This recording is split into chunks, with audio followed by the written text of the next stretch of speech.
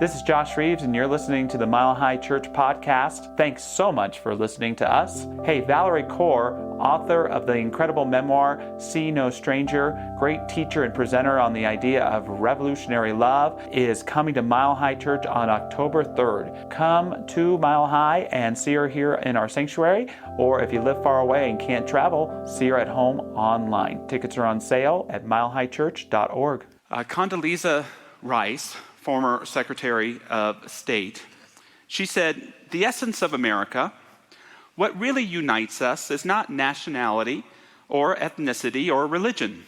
It is an idea. And what an idea it is, that you can come from humble circumstances and you can do great things. That it does not matter where you came from, it matters where you are going." And I would expand upon that to say that the United States isn't just an idea, it's a prayer. America is an affirmative prayer. It's a prayer for liberty, for justice, for the pursuit of happiness for all Americans. And we at Mile High, we hold as an article of faith liberty, justice, and the pursuit of one's joy for all people everywhere. As an article of our faith, something we believe in more than anything. Humanity's purpose is to live free. But damn, is it hard work getting there. And not all prayers are realized the moment that they're spoken.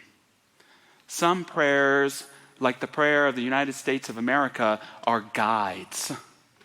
There are times where we live close and at one-ment with this prayer. And there are times where we have turned our backs on this prayer and one another, and in so many ways disgraced it. But that prayer always has been and always will be. I love how the journalist and author Thomas Ricks put it. He said, "America is a moving target, a goal that must always be pursued but never quite reached." And I think we make a mistake when we associate the United States just with her government. A government or an administration represents the United States, but it's almost like it represents the United States in a snapshot of time. To really understand America, we have to look to its people. That America is a history of answered prayer. Answered prayer as Thomas Jefferson. Answered prayer as Frederick Douglass. Answered prayer as Harriet Tubman. Answered prayer as Eleanor Roosevelt. Answered prayer as Thurgood Marshall. Answered prayer as Martin Luther King Jr. Answered prayer in so many who have given their lives in service to this country. That's what America is. And my message to you today is, can you hear her prayer? That her prayer has never ceased being spoken. But we can stop listening to it. We can fall into cynicism, understandably. We can become blinded in our outrage that we forget to hope. And that's where we have to recognize our own responsibility is if you don't remember the truth of America, who will? If you don't remember the truth of the United States, who will? Even when the Declaration of Independence was articulated in 1776, so many people knew that that prayer didn't apply to everyone in the country. Even John Adams' wife, Abigail, wrote him the following letter. "I long to hear that you have declared an independency. And by the way, in the new code of laws, which I suppose it will be necessary for you to make," you hear her making fun of him there, "I desire you would remember the ladies and be more generous and favorable to them than your ancestors. Do not put such unlimited power into the hands of the husbands. Remember, all men would be tyrants if they could." I don't know what she's talking about. "If particular care and attention is not paid to the ladies, we are determined to foment a rebellion and will not hold ourselves bound by any laws in which we have no voice or representation."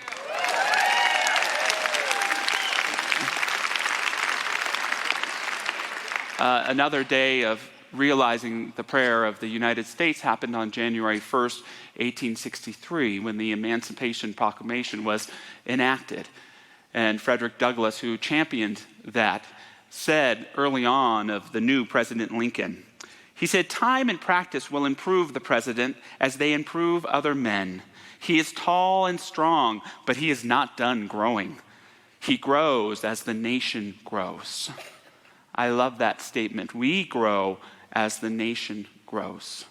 As we evolve and overcome our judgments, our othering, our own shortcomings, we represent that prayer of what the United States is and should be, and we help bring it forward in a powerful way. But it keeps needing to be realized. Douglass was the last one to be naive enough to think that with the dawning of the Emancipation Proclamation that meant an end to racism and discrimination in the country. But he believed so strongly in the sacredness of its institutions to eventually do just that. He would say, "Our government may at some time be in the hands of a bad man. When in the hands of a good man, it is all well enough. We ought to have our government so shaped that even when in the hands of a bad man, we shall be safe." We move closer to the realization of the prayer. Sometimes we move further away, but it's up to us to remember it, to emphasize it, to champion it, to fight for it with grace, with class, with a higher consciousness. I think that's one of the great problems in our country today. It's not so much partisanship, but it's this idea that conservative and liberal are two totally different things, when the truth is that they're two sides of the same pole, that they have to work together in harmony. Even when you look at your own psyche, it's like there's a devil and an angel on our shoulders. You have to decide which is the conservative and which is the liberal. But there's always that part of us that wants progress, that wants to grow, that wants to expand freedoms as long as it's not harming anyone else, that calls for us to be the incredible, unique, wonderful, amazing human beings that we are, and to ensure that for others as well. And then there's that conservative parts of us that says, slow down, take it easy, save your money. And what happens is we get so into othering that the fringes of both of these don't even know what they teach or what they believe anymore, and they start hurting us because they forget to work together when they think that the goal is to destroy the other team. And they lose themselves and their own patriotism in the process. Nearing the end of the 19th century, there was a great public conflict between two incredible Americans, Mary Baker Eddy and Mark Twain. Mary Baker Eddy, the first woman to found a religion in the United States in the 1800s. You know, the word we use for that is badass. She's a pretty cool lady. And she was the first leader of what would become known as New Thought. She believed in the divinity in all people. She believed that we were all one. She believed that we could control conditions through the power of our mind. Twain saw this growing of what was called the mind cure movement at the time. And he saw this dawning of this thing called Christian Science, and he loved so much of the philosophy, but he did not like Eddy. He thought she was rigid, that she too often pointed at herself, and he did not like her teaching that we no longer needed to go to doctors. You know, that we could only turn to prayer of the mind. Twain would say, they all achieve some cures, there's no question about it. And the faith cure and the prayer cure probably do no harm when they do no good, since they do not forbid the patient to help out the cure with medicines if he wants to. But the others bar medicines and claim ability to cure every conceivable human ailment through the application of their mental forces alone. There would seem to be an element of danger here. It has the look of claiming too much, I think. Public confidence would probably be increased if less were claimed. What was good about Christian Science? Oneness, affirmative prayer, honoring the divine spark in all people. What was perhaps not good about it? A leader pointing to themselves, rigidity, the belief, as Ernest Holmes would later, that an aspirin isn't an answered prayer, because it can be. And it's so interesting to me that what we needed is both these teachings. The teachings of oneness and unity, even in its more conservative concept, and this pragmatism. And in a sense, this conflict gave birth to what we believe here. Deep mysticism coupled with an amazing pragmatism to live our lives. And I think we need that in our country. Two sides working together, not against each other. I love that we here can see the wholeness of divinity in all people, and perhaps we could see the American dream being born in each person as well.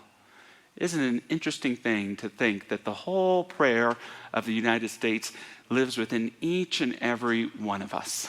And part of the joy of living is being in service to that acorn, not only within ourselves, but in terms of one another. Nancy Pelosi, one of the most consequential politicians of the last many decades, first female Speaker of the House, helped lead the country through 9/11 and the financial crisis of 2008 and so much more. She said that her call to politics was led by my deep commitment to honoring the spark of divinity in every person. I love that being patriotic begins by seeing that wholeness of the American dream, the American possibility in each and every person, and dedicating ourselves not only to realizing it for ourselves, but to helping others realize it as well. Another great figure of the 19th century was Margaret Fuller. She was most definitely the most brilliant mind of the 19th century. And she worked with Ralph Waldo Emerson to help form this transcendental movement that influenced politics and education and our faith and literature and art and so much more. She was working with a boys' club, and at one point she got a job as a very famous, she would become a newspaper reporter, and she would actually become the first ever female foreign correspondent in the United States.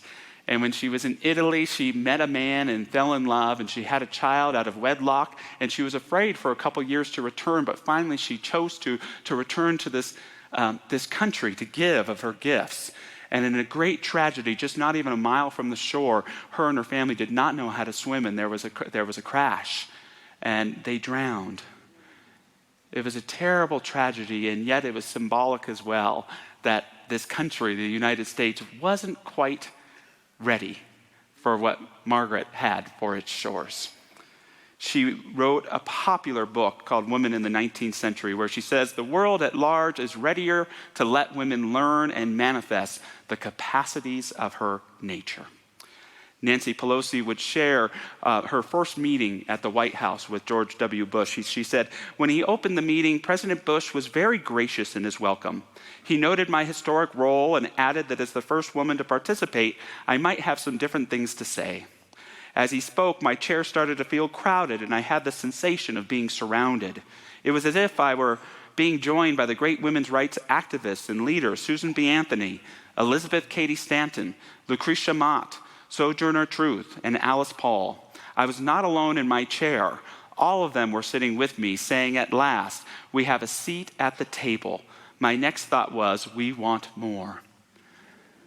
And yeah.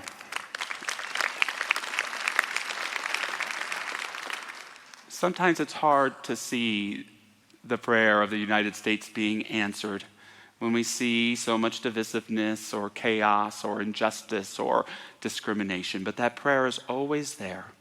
Can you hear it? Sometimes we forget to remember it when we cast a vote or when we walk through the mall and see that there are more nationalities than there are stores in it.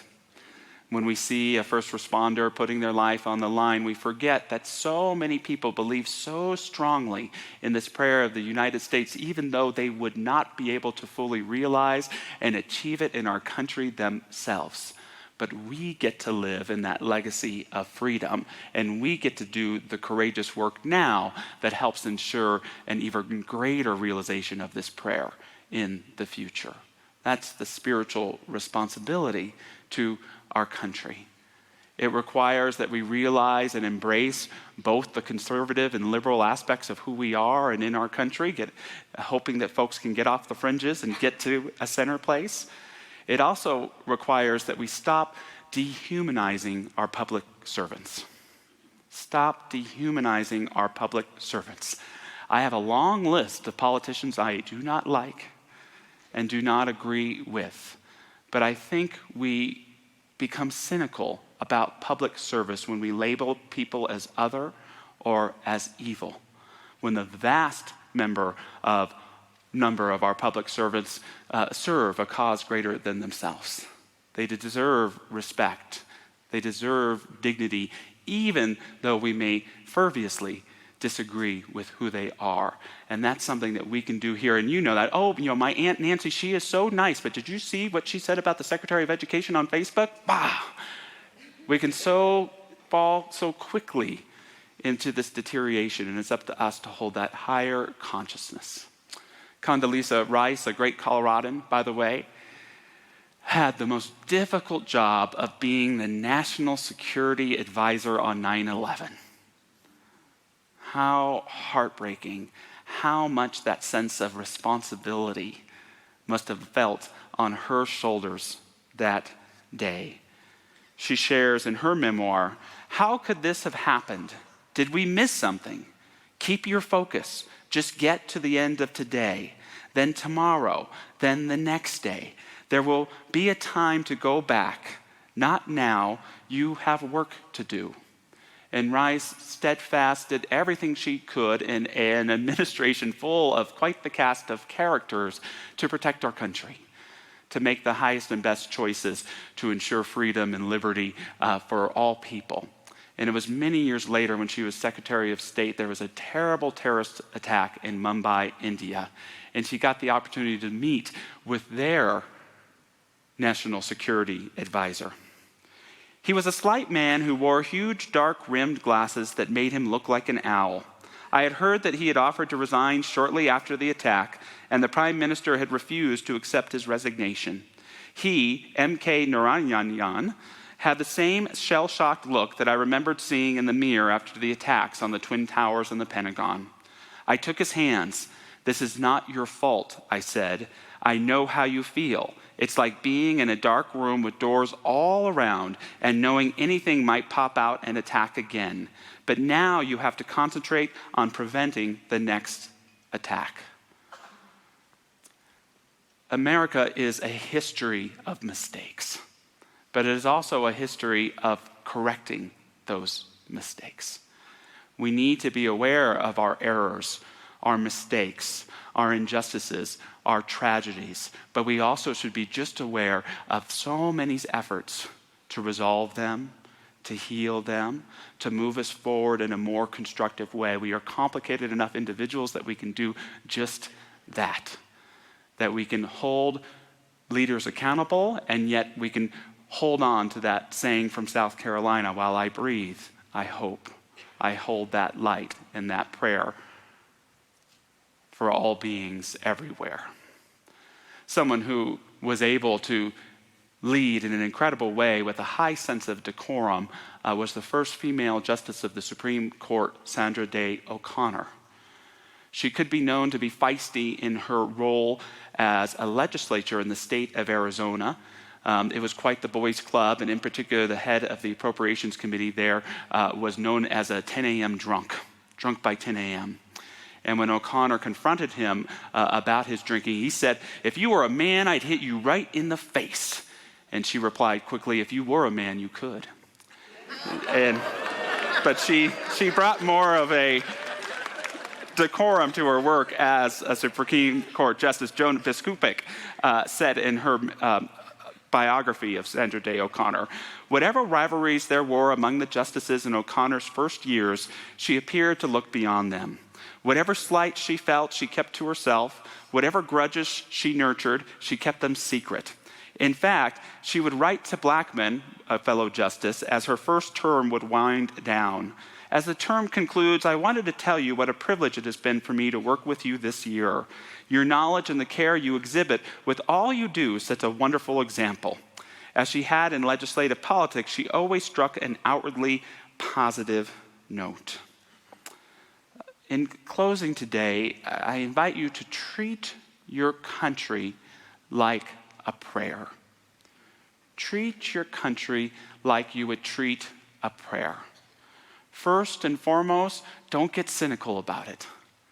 I know that's so easier said than done, but prayer isn't wishful thinking. It's hard work, and it means carrying a higher consciousness for this prayer that is your country and of what it can be. This means the hard work of holding others accountable and not turning a blind eye to any injustice that you may see, but it means holding that higher truth.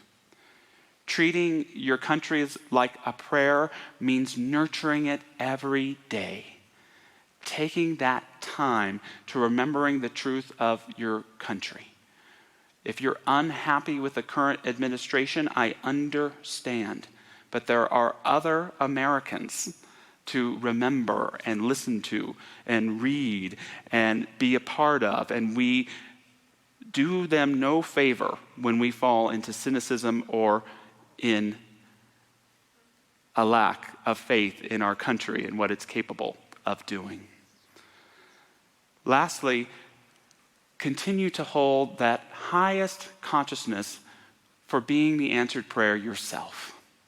That when we don't see the prayer of the United States being answered, it's a call for us to be a presence for the answer of that prayer. Speak your voice with clarity and conviction. Point and criticize with respect and with dignity. But always know that you are a demonstration for the United States. And if you don't remember the truth of your country, who will? It's up to each and every one of us to find our way in alignment with this great divine birthright we've been given to know that truth of freedom for ourselves and for others. So moving into a closing prayer today, I invite any of our practitioner prayer partners who want to join me to do so. And I just invite us to become mindful of all of those individuals who we have seen have made progress in realizing the prayer of the United States of America. They may be people who are famous. They may be people who gave their lives in service that you know, and family members. And I just invite us to whisper those names out loud in the sanctuary of prayer.